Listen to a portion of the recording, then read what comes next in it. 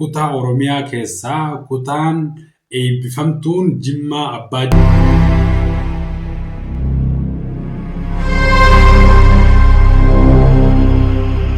Assalamualaikum warahmatullahi wabarakatuh. Ashamaa akkam jirtan isiniin jecha hordoftoonni kiyya kabajamtoota kan qaalii addunyaa keessatti argamtan marti keessanuu deebinee dhufnee jirra isiniin jecha akkasuma arraantana waan takka wooma isin duraanuu beeytan innilleen rahaasa osan qabadhee dhufeetiin jira. Akkasuma kutaa Oromiyaa keessaa kutaan eebbifamtuun Jimmaa Abbaa Jifaar malee hin jirtu.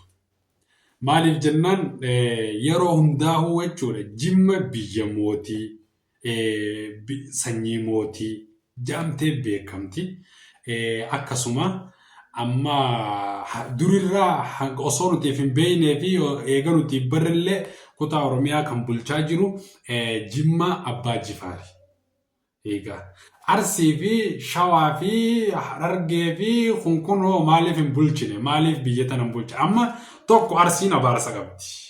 Arsiin abaarsa qabdi. Ammallee maaliif jennaan Arsiin akka barattee barnootaan bakka digirii guurrattee biyya san hin bulchine wanni isii daangeesse tokkolleen hin jiru. Amma gama Harargee kana gizee dachaane gizee gara Harargee dachaane Harargee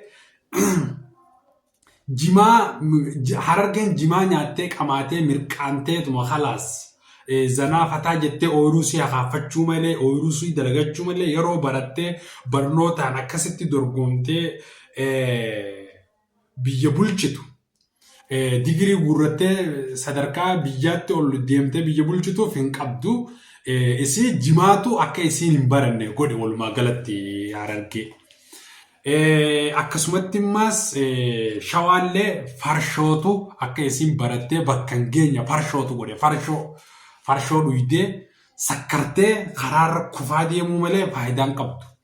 Ammoo Arsiin silaa osoo abaarsa qabaachuu baatte Oromiyaa isiitu bulcha mata duree irratti waan nama mirqaansee nama sakraansee waa takka godhu hin jiru jechuudha.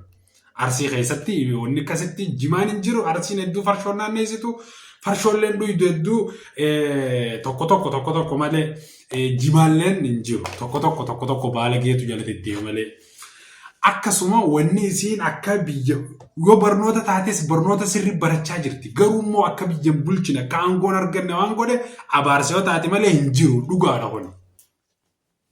Kuni waanuma dhugaa lafa jiru akkasii kan akkas jennee bira dabarra amma mootu waan akka malee awwannin Jimma sanyii mootii Abbaan Jifaar Jimma abbichuun hatta kan gaafa qeeroodha biyya bulchaa ture Muttaar Kadiira isa Muttaar Kadiirilleen Oromiyaa keessaa Jimmaadha kutaa Jimmaati.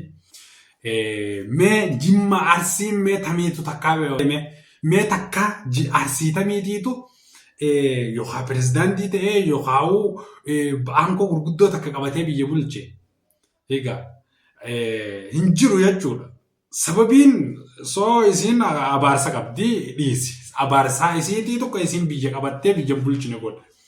Akkasii ammoo Jimmaan mee viidiyoo tana laallee walitti deebina maaliif jennaan abbichuun akkatti Jimmaa dhaqee Jimmaa bareechee tolchee akka Finfinnee sanii bareechee bashannanaaf dhaqee makiinaa jala hiriirsee ifii dura deemee uummata isaa keessa akkasitti bashannanee zanaafataa jechaa jira. Maaliif jennaan takkittiin tun qoftiinuu gayaadha seenaafuu jechuudha. Seenaafuu isiin takkittiin tun qoftiinuu gayaadha jechuudha.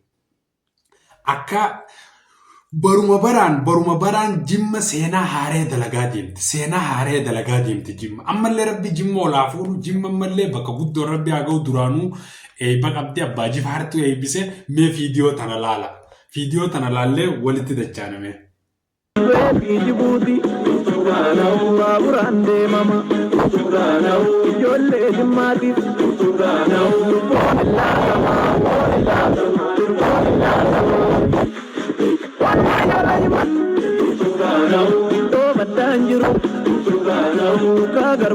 Bichuu haya bichuu. Wallahi billahi an kuudheetiif hin jiran namicha kanallee kuudhee akkasuma Jimma abbaa jifaarillee dinqisiifadheetiin jira. Abbaan dhaggeeffataniif galatoomaa hanga viidiyoo biraatti walitti dachaanutti turtii gaarii isiniin jenna.